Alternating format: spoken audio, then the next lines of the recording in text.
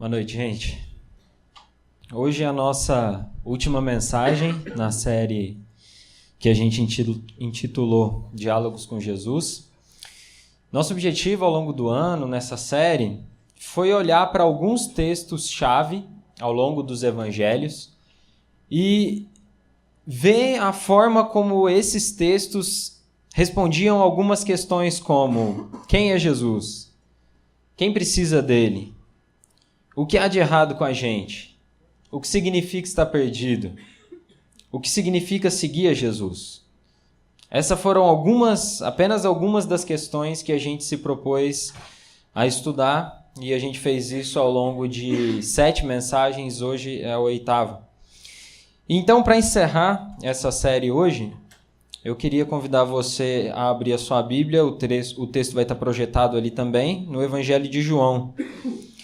E a partir desse texto, a gente vai olhar para uma relação que muitas vezes não é analisada, que é a relação entre a dúvida e a fé.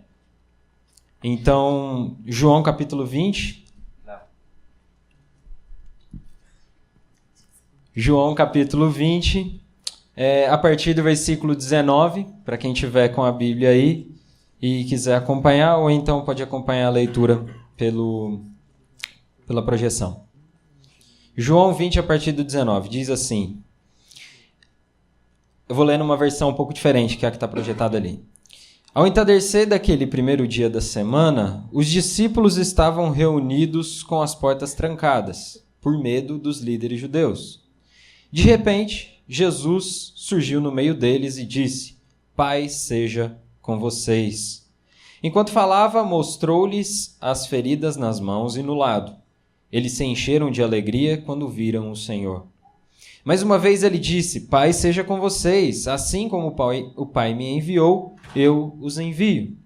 Então soprou sobre eles e disse: Recebam o Espírito Santo.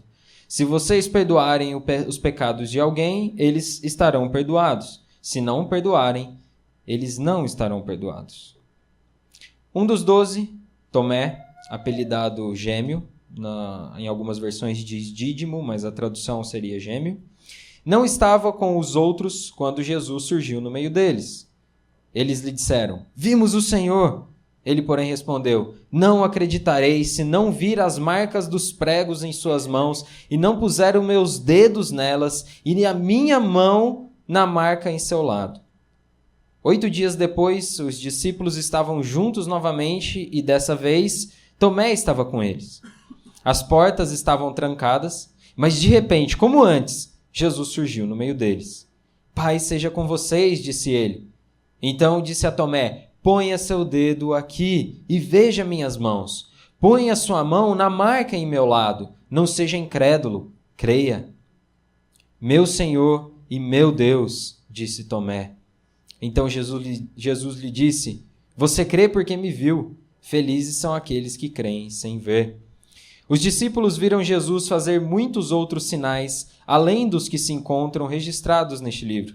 Esses, porém, estão registrados para que vocês creiam que Jesus é o Cristo, o Filho de Deus, e para que crendo nele, tenham vida pelo poder do seu nome.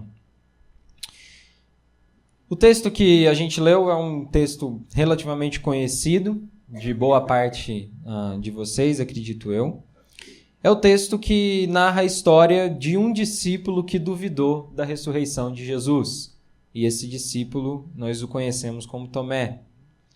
E talvez se eu perguntar para você quem é Tomé, você me diria: é aquele que duvidou da ressurreição de Jesus.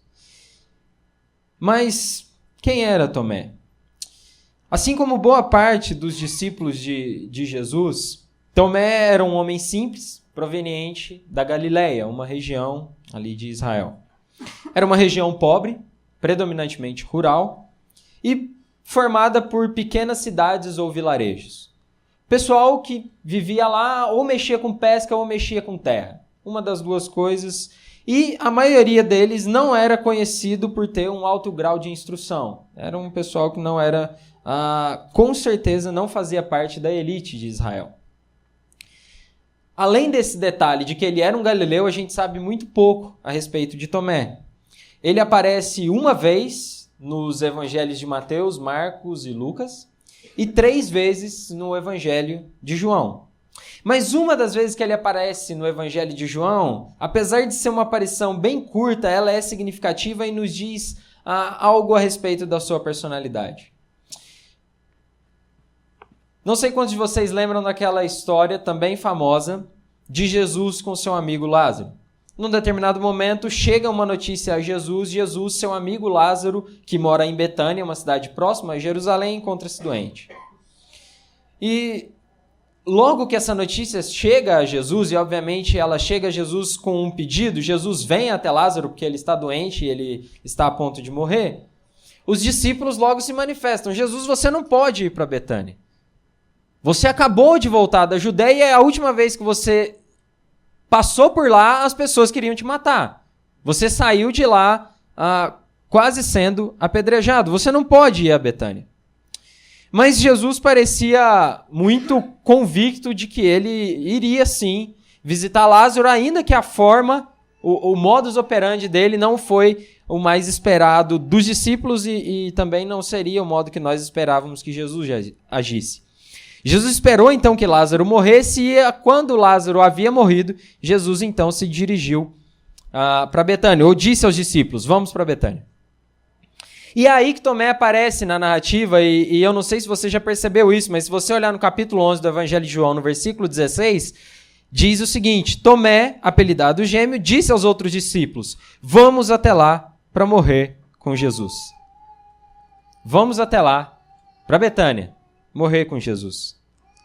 E aí a gente percebe algo a respeito de Tomé, a respeito de como Tomé era. Ele poderia ter dito, vamos com Jesus, um amigo dele, Lázaro, morreu, vamos prantear essa morte, mas vamos com ele, vai dar tudo certo, ainda que a gente esteja próximo a Jerusalém, é um lugar perigoso, mas vamos com Jesus, vamos confiando em Deus. Mas não, o que ele diz? Vamos com Jesus, vamos morrer junto com ele lá. As palavras de Tomé, sem dúvida, demonstram algo a respeito de alguém que amava Jesus, estava disposto a ir morrer junto com ele, mas também pessimista. Afinal, se Jesus fosse para lá, com certeza ele iria morrer. Pelo menos esse parece ser o raciocínio de Tomé. E aí isso pode começar já a desconstruir um pouco da nossa visão sobre Tomé, o cara da dúvida. Não se trata de alguém que duvidou da ressurreição de Jesus porque era fraco. Ele já havia demonstrado nessa ocasião disposição a morrer com Jesus se fosse necessário. Mas talvez ainda faltasse a ele um alinhamento de expectativas. Note no texto que a gente leu que o texto fala a respeito de 2 aparições de Jesus num espaço de 8 dias. Nas 2 aparições, Jesus encontra os discípulos reunidos a portas trancadas por medo dos líderes judeus. E não é para menos. A gente sabe pela narrativa dos 4 evangelhos que Jesus havia morrido, havia sido preso pela guarda romana, havia sido açoitado, humilhado, crucificado, morto e sepultado. Os discípulos viram tudo isso e tudo isso foi feito pelos romanos com o apoio da liderança religiosa judaica. E apesar do fato de que Jesus havia alertado seus discípulos de que isso aconteceria, isso não era algo que se passava pela mente dos discípulos. Não era algo que passava pela mente dos discípulos um judeu do primeiro século, ou que se passava pela mente de um judeu do primeiro século, que o seu Messias morreria numa cruz. A expectativa dos discípulos para um Messias era de um libertador forte, um libertador político, alguém que livraria eles do jugo romano. E não parece também que eles entenderam a mensagem de Jesus de que ele morreria, mas ressuscitaria ao 3º dia. Porque quando Jesus morre na sexta-feira, quando chega o domingo, não parece que os discípulos estão empolgados aguardando. Bom, é hoje o dia que Jesus havia dito que ressuscitaria. Muito pelo contrário, eles estão trancados numa sala com medo dos judeus, com medo das autoridades religiosas. Então, quando os discípulos recebem a primeira visita de Jesus após a ressurreição, a alegria toma conta deles. Mas Tomé, o nosso amigo pessimista, não estava presente. E nem o testemunho mais empolgado dos outros discípulos foi capaz de convencer Tomé de que o Jesus ressurreto havia estado ali entre eles. Tomé também quer ver, assim como os outros discípulos viram, com os seus próprios olhos. E não basta simplesmente ver com os próprios olhos, ele queria também tocar com as suas mãos. Tomé precisa de evidências claras de que o mesmo Jesus que ele viu ser crucificado foi aquele que ressuscitou. Então, além de pessimista, Tomé parece padecer de uma dúvida que é resultado de um homem que passou por um grande desapontamento religioso. Um homem que esperou durante toda a sua vida a vinda do Messias. E agora esse Messias veio. Ele andou junto com o Messias. Ele descobriu que Jesus era o Messias prometido. Mas de repente o Messias prometido foi crucificado. Que desilusão para aqueles homens. Que desilusão para aqueles judeus. Toda a esperança religiosa deles estava naquele Messias. E agora esse Messias morreu. E essa dúvida gerada por um desapontamento de Tomé com toda a esperança da sua religião, parece ter impactado profundamente a vida de Tomé. A gente viu na outra história o amor que Tomé tinha por Jesus. Ele estava pronto a batalhar ao lado de Jesus e a morrer ao lado de Jesus, se fosse necessário. Mas ver o seu tão aguardado Messias morrer de forma humilhante, escandalosa, não estava nos planos de Tomé. E agora, nada podia trazer Jesus de volta.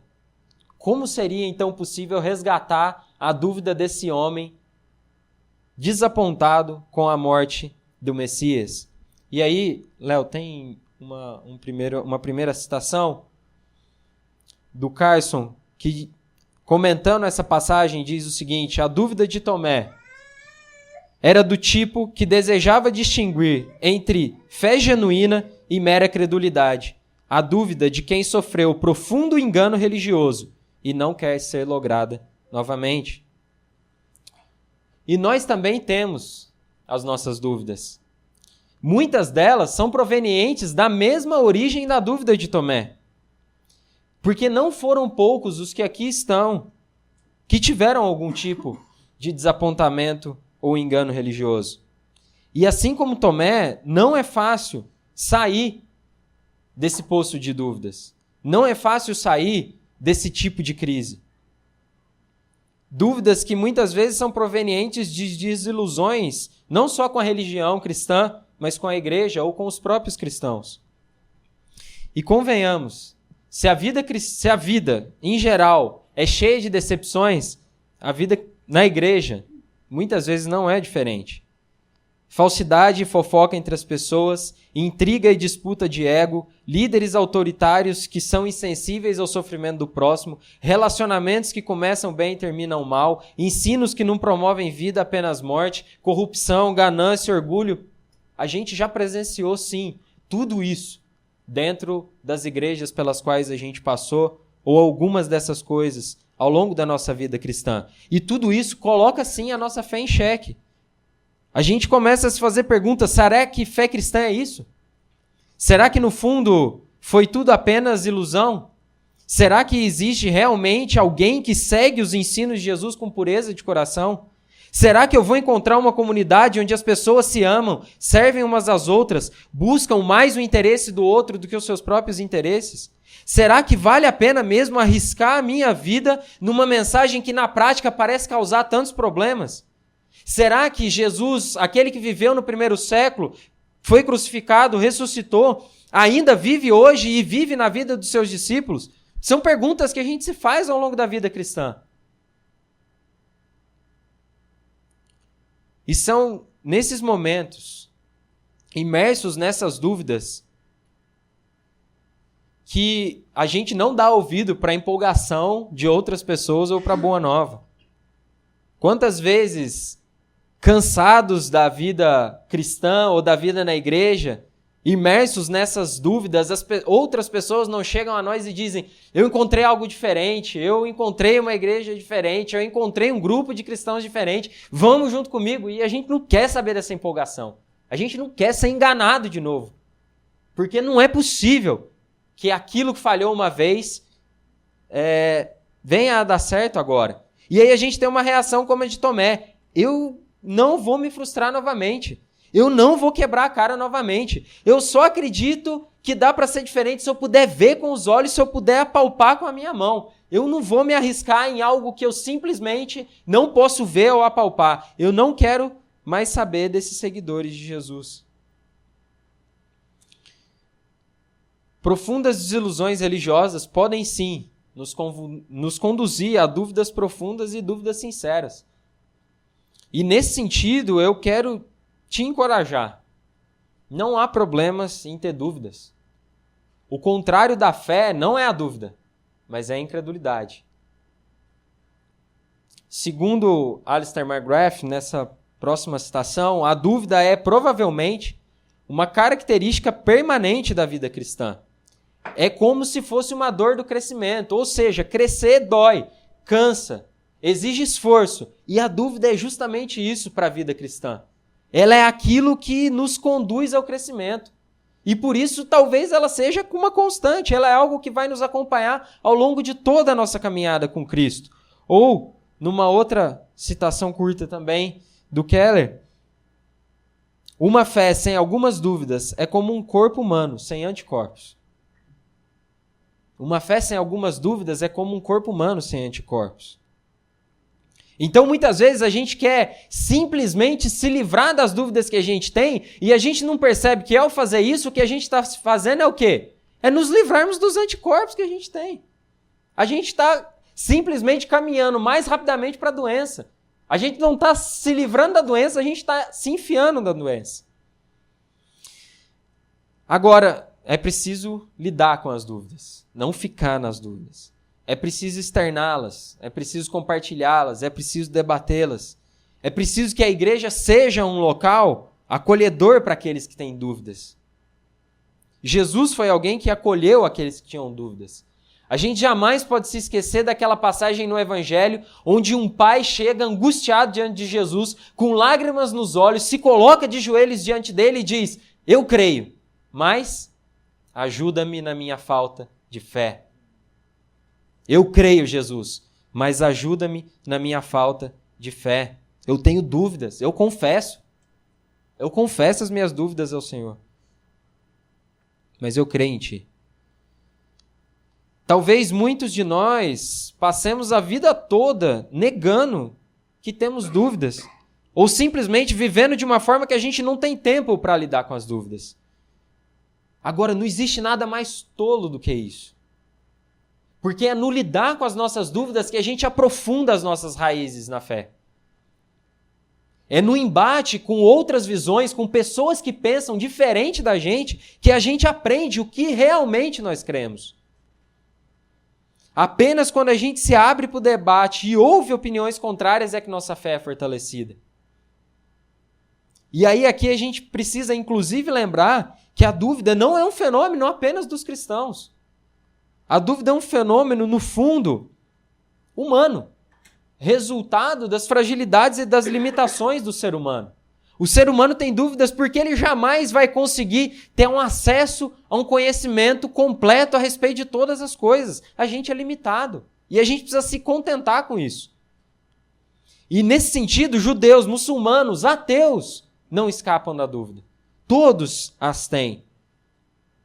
É muito comum quando a gente entra num diálogo com pessoas de outras religiões, ou especialmente com pessoas que dizem não crer em nenhuma religião, e nesse embate a grande questão é que o cristianismo se baseia na fé e o ateísmo ou outras formas de não crença se baseiam nos fatos.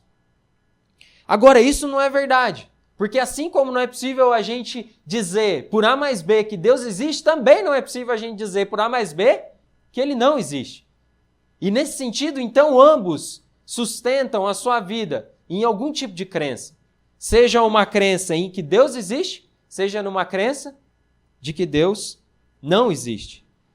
E nesse sentido, eu acho que é um desafio que nós, cristãos, temos que abraçar. E os nossos amigos não cristãos também precisam abraçar. De que, Léo, próxima. Não, é esse mesmo. Os céticos precisam aprender a buscar um tipo de fé escondido em seu raciocínio. todas as dúvidas, por mais céticas e cínicas que pareçam, são, na verdade, um conjunto de crenças alternativas. Todas as dúvidas que todas as pessoas sustentam na sua vida são, na verdade, um conjunto de crenças alternativas. Agora, nossas dúvidas, elas não são resultado apenas de desilusões com a igreja ou com a fé. Dúvidas, elas podem ser geradas por simples ignorância quanto ao conteúdo da fé cristã. Dúvidas podem ser geradas por grandes perdas, como perdas de entes queridos. Dúvidas podem ser geradas por momentos de transição na vida, como a saída de casa para a universidade, o casamento, o desemprego. Dúvidas podem ser geradas por uma rotina densa, estressante, na qual a gente não tem tempo para pensar na nossa família, nos nossos amigos, na nossa fé especialmente. Dúvidas podem ser geradas por crises no casamento, na família, na empresa. E para cada um desses tipos de dúvida, o remédio vai ser diferente. A resposta que Jesus dá para Tomé nesse texto não é uma resposta universal, que resolve o problema de todo mundo que tem dúvida em qualquer momento. Mas, sem dúvida nenhuma, a resposta que Jesus dá para Tomé aqui é profunda o suficiente para nos fazer pensar no que é a fé, na natureza da fé. E aí, por isso, eu queria me mover com vocês para a segunda metade do texto e ver como Jesus se revelou a esse discípulo em dúvida e o desafiou a crer. Note que a forma como Jesus se apresenta nas duas circunstâncias, quando Tomé não estava presente e quando Tomé estava então presente, é bastante semelhante. Em ambas ele aparece quando os discípulos se encontravam reunidos a portas fechadas. E é claro que o fato dele chegar quando os discípulos se encontravam reunidos a portas fechadas é algo que pode nos deixar desconfortáveis, mas evidencia como o corpo da ressurreição de Jesus, ele guardava alguns aspectos de continuidade com o corpo dele pré-ressurreição. Ele comeu, ele disse para Tomé, toca em mim, olha as minhas marcas, mas também existem alguns aspectos de descontinuidade. Ele passa por aquela porta ainda que ela esteja fechada, e isso para nós já se torna um mistério que nós não podemos resolver. Mas nos dois casos, ele também se apresenta com uma saudação que era típica daquela época, paz seja com vocês, o que também é significativo, porque num momento em que os discípulos estão passando por uma crise profunda, Jesus chega a eles com uma mensagem, paz seja com vocês. E a gente sabe que para o pensamento judaico daquela época, paz seja com vocês não é simplesmente, está tudo tranquilo, não tem nenhuma guerra acontecendo aí fora.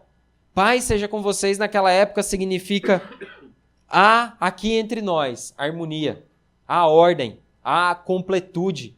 Deus está entre nós e por isso há paz perfeita.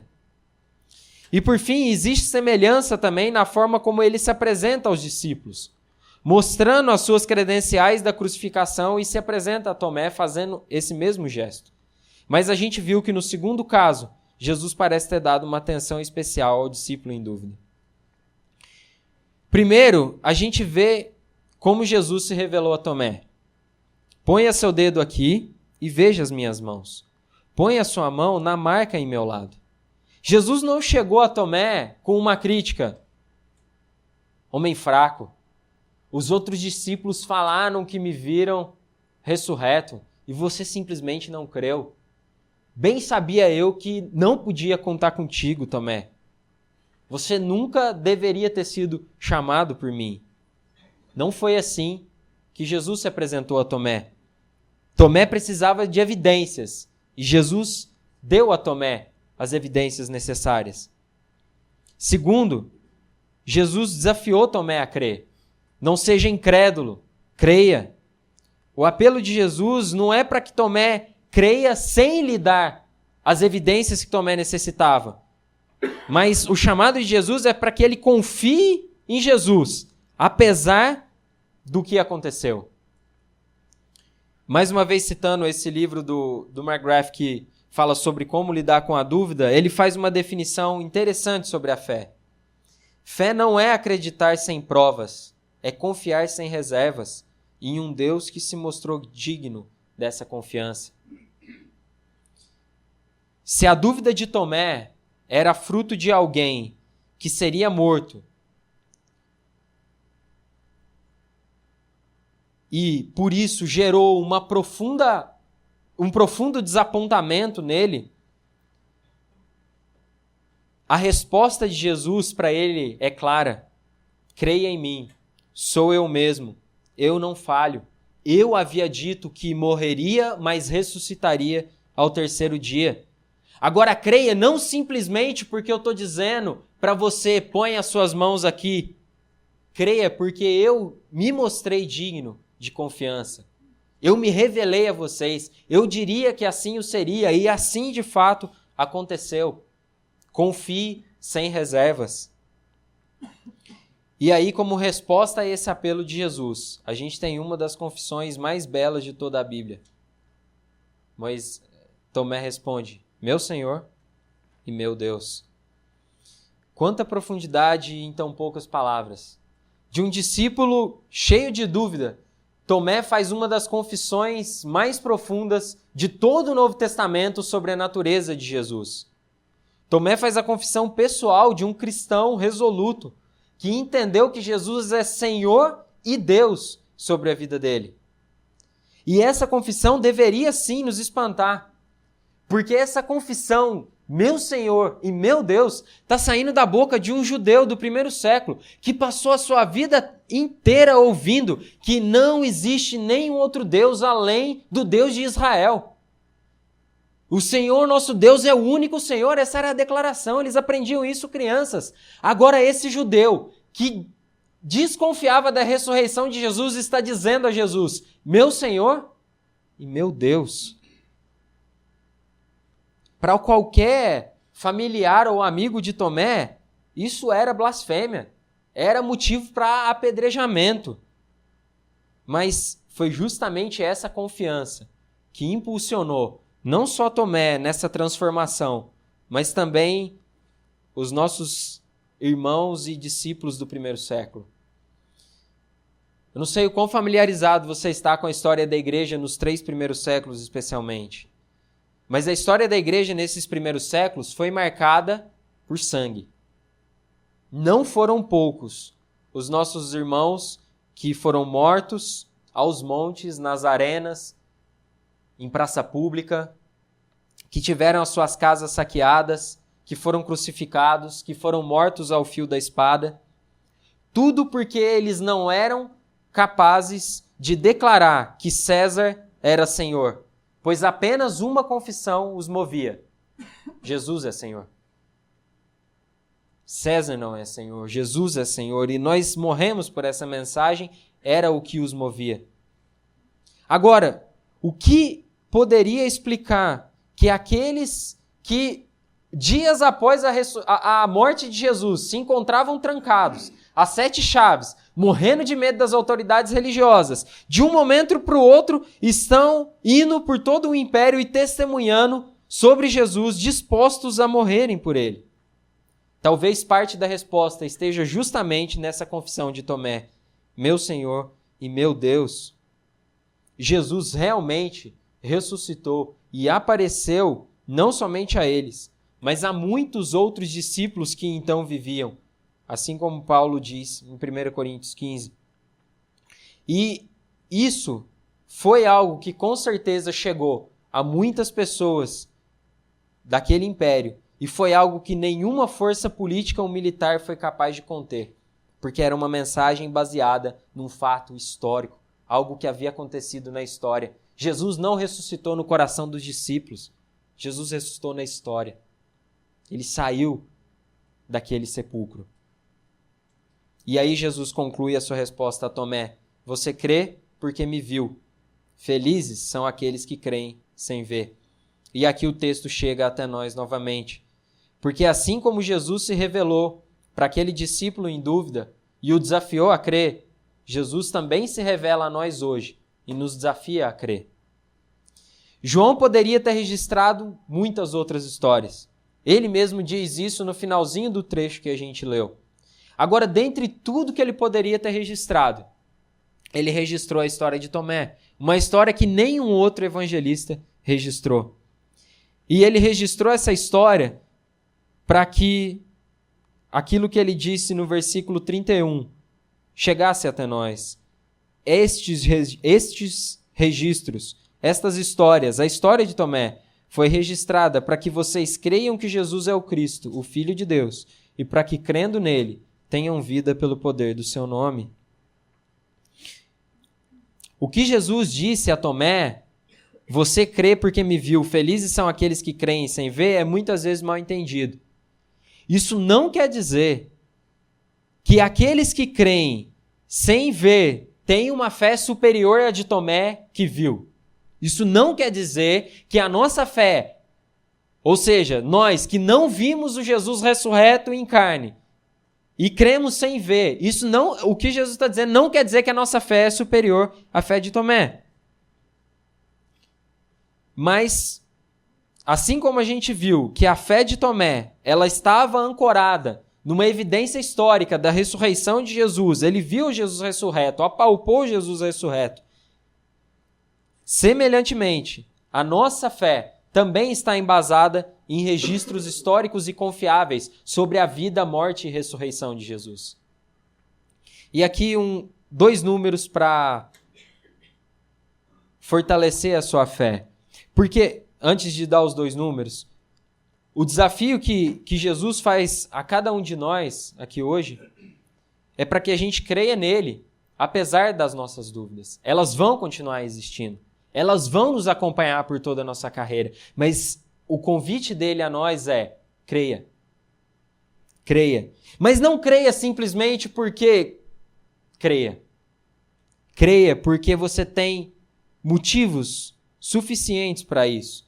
Assim como o Jesus ressurreto se apresentou àqueles discípulos ali no primeiro século e deu evidências claras de que ele de fato ressuscitou, o que esse versículo de João nos diz é que nós temos também uma revelação pessoal e perfeita de que Jesus Cristo ressuscitou. E essa revelação está aqui. Todos nós temos acesso a ela. Todos nós podemos olhar para essa revelação e embasarmos a nossa fé nela.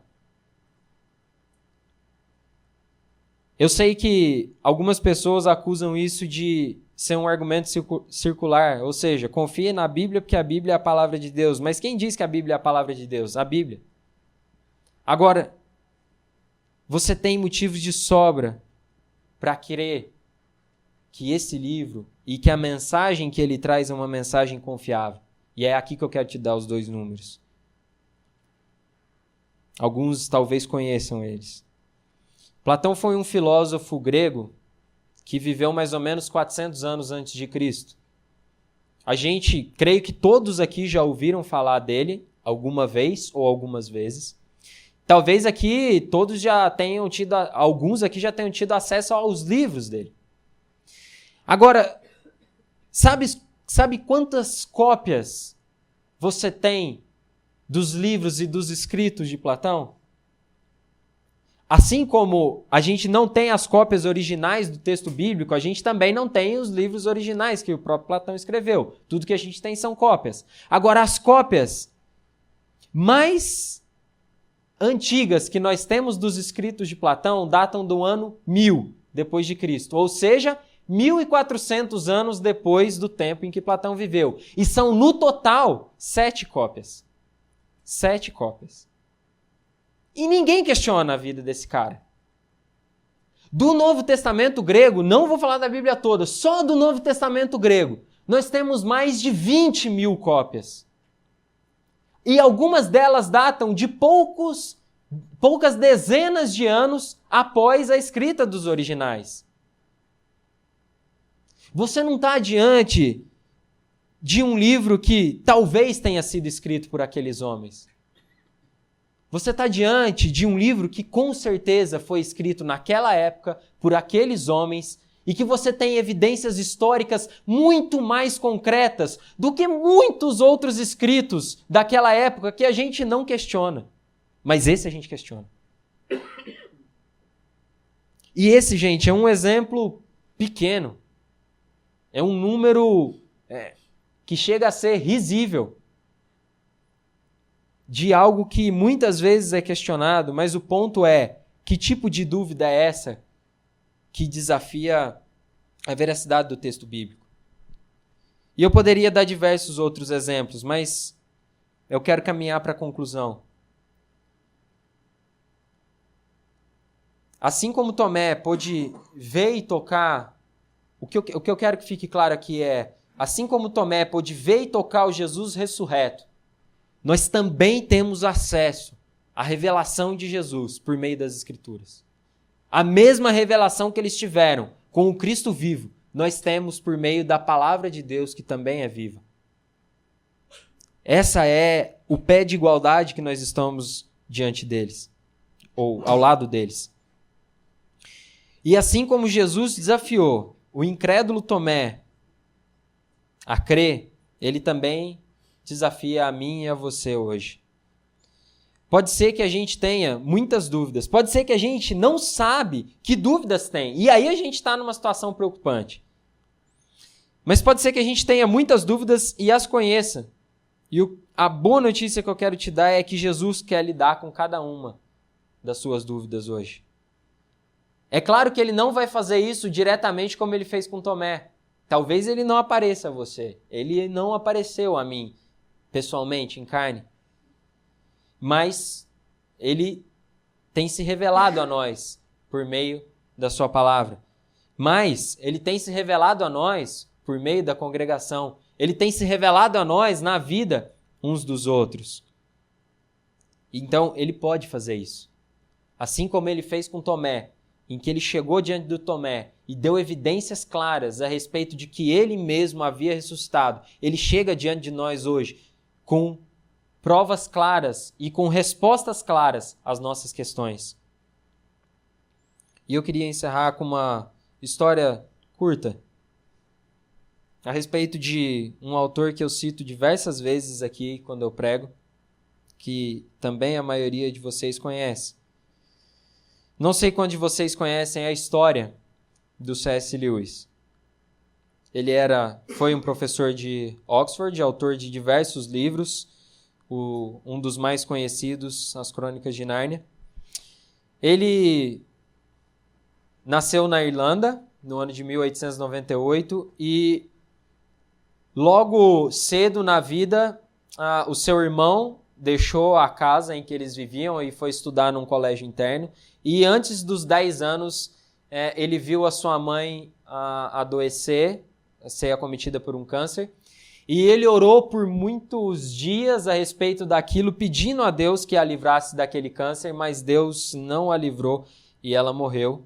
E esse foi um dos elementos talvez determinantes na conversão de Lewis ao ateísmo. Ele nasceu numa família anglicana, viveu na igreja por muitos anos, mas esses eventos foram eventos que colocaram ele, ou a fé dele, em xeque.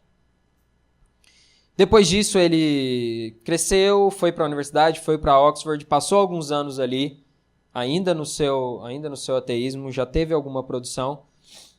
E a história de mudança de uma pessoa, de uma fé para outra, sempre envolve vários elementos. Eu quero citar só um dos elementos que foi determinante para que Lewis deixasse o seu ateísmo e se convertesse à fé cristã. Um dos elementos mais importantes foi a amizade dele com Tolkien, autor do Senhor dos Anéis, um dos ídolos da nossa irmã Karina. Parte da influência do Tolkien veio pelos desafios que ele fazia a Lewis e a forma como ele mostrava a lógica da fé ateia do Lewis.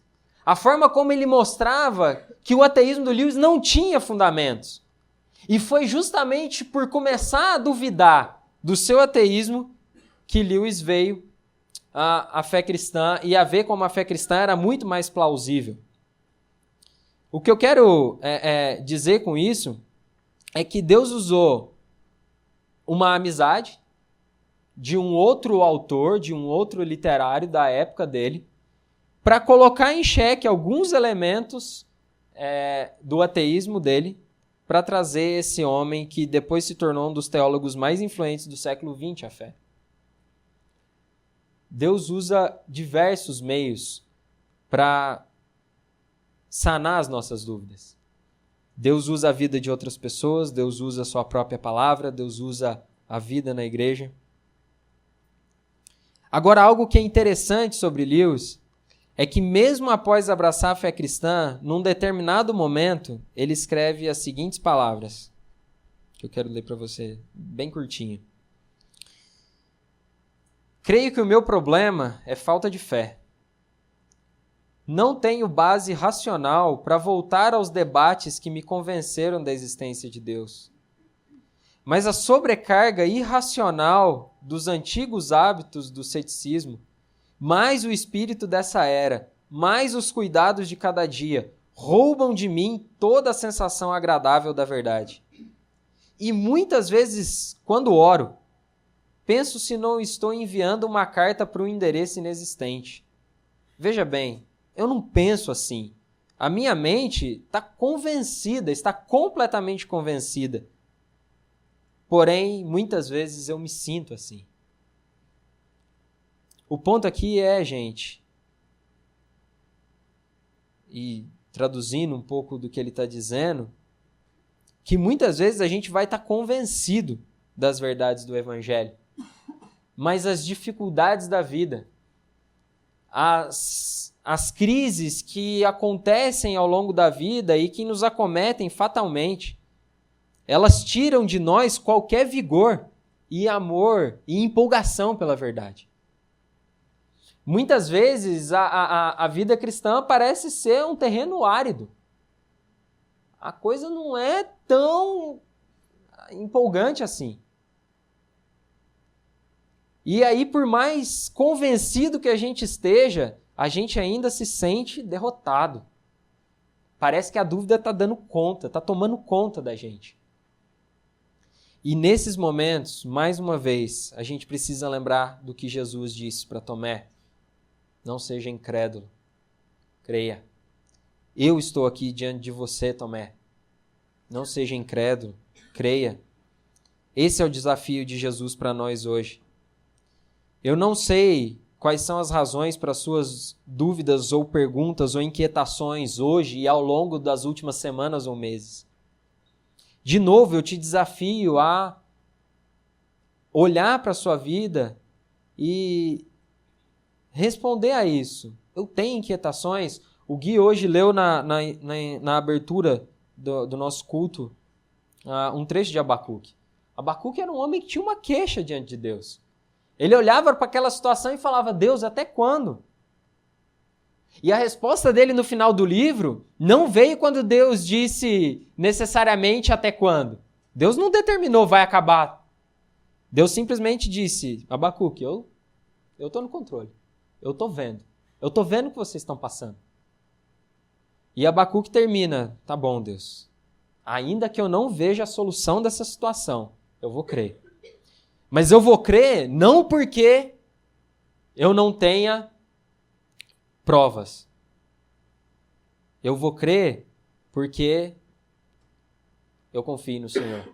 Eu vou crer porque eu tenho motivo suficiente para confiar no Senhor. Então, de novo, eu não sei quais são as razões para suas dúvidas.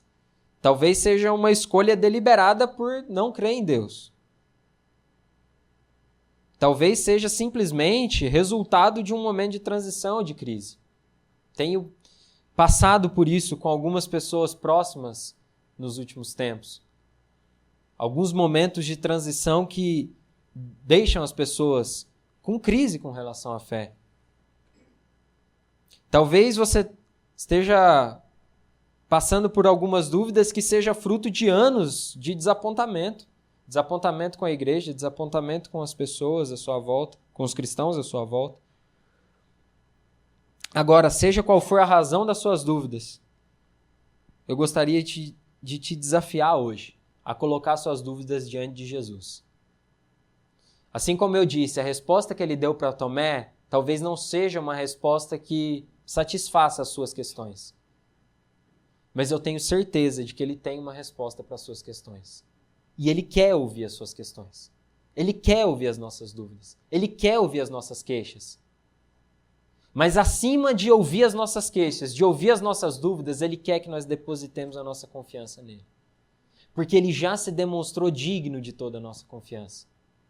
Assim como Ele se demonstrou digno da confiança dos discípulos, quando Ele morreu e ressuscitou ao terceiro dia e apareceu diante deles, Ele se demonstrou digno da nossa confiança, quando Ele foi para o Pai, mas nos deixou o Espírito e nos deixou a sua palavra. Coloque suas dúvidas diante de Jesus. Se você se sentir à vontade, coloque as suas dúvidas diante de outras pessoas que estão aqui hoje. Ore por isso. Compartilhe isso. Converse sobre isso. Vamos nos deixar fortalecer uns aos outros. E se coloque diante de Jesus. E eu te convido agora a orar, assim como aquele pai orou. Eu creio. Ajuda-me na minha falta de fé. Vamos orar?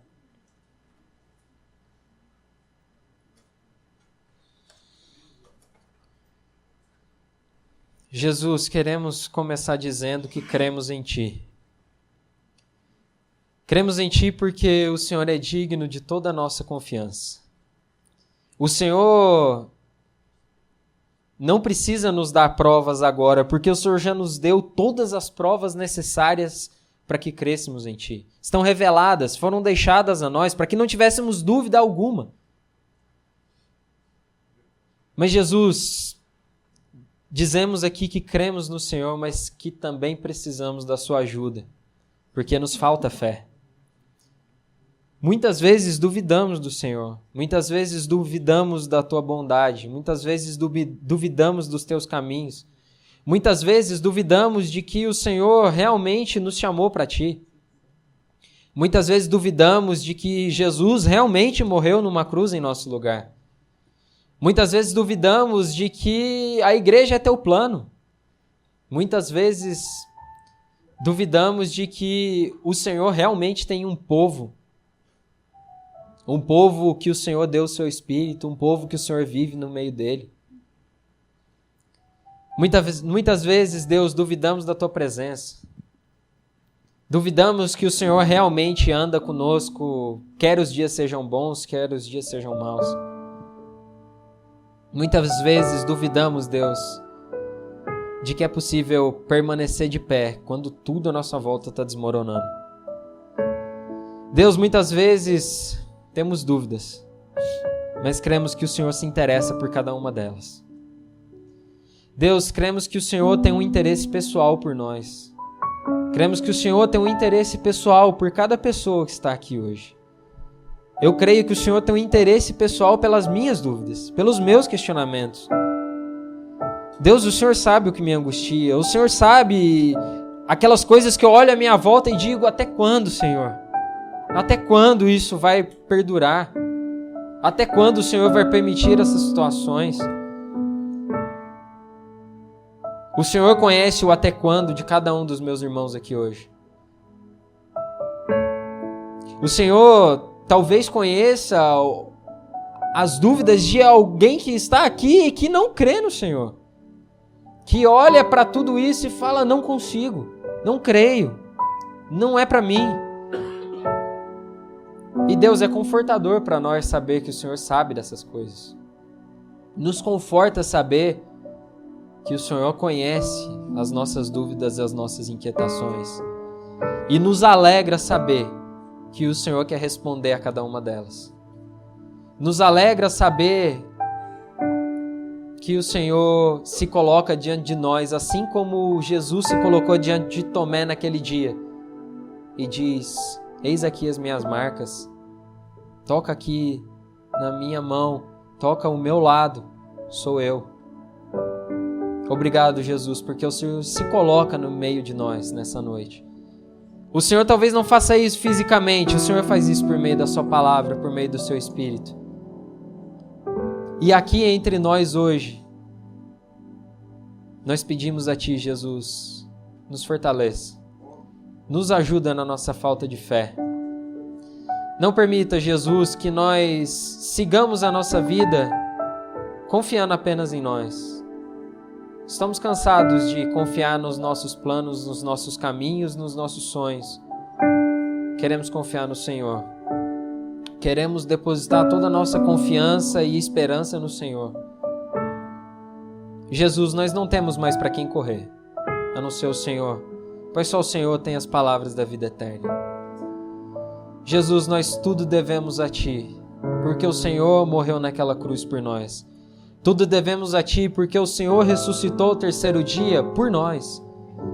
Tudo devemos a Ti, porque o Senhor chamou pessoas, e chamou pessoas para estarem aqui hoje, e chamou essas pessoas de família. O Senhor nos deu uma igreja, e por mais que os desapontamentos da vida tenham nos marcado, por mais que as dúvidas sejam resultado de marcas profundas na nossa alma, nós cremos, Senhor, que o Senhor quer lidar com essas dúvidas. O Senhor quer lidar com essas marcas. O Senhor quer curar essas marcas. O Senhor quer curar essas feridas. Talvez o ambiente à nossa volta esteja hostil. Talvez a universidade esteja nos matando. Talvez o ambiente de trabalho esteja perturbador. Talvez aqueles amigos que não creem no Senhor tenham nos deixado angustiados, estão nos deixando angustiados. Mas Deus, é bom saber que nós podemos contar contigo. Nós podemos confiar em Ti. O Senhor não mudou. Assim como o Senhor se revelou a Tomé, o Senhor se revelou a nós hoje. E o Senhor se revelou a nós hoje com um único chamado: creia. E Deus, nós estamos aqui diante do Senhor nesse momento e queremos dizer, nós cremos. Nós cremos no Senhor, nós cremos em Jesus. Ele é o nosso Senhor, Ele é o nosso Salvador. Ele é precioso para nós. Ele é quem nós temos de mais valioso nesse mundo. Ajuda-nos, Senhor, na nossa falta de fé, para a Tua glória. Amém.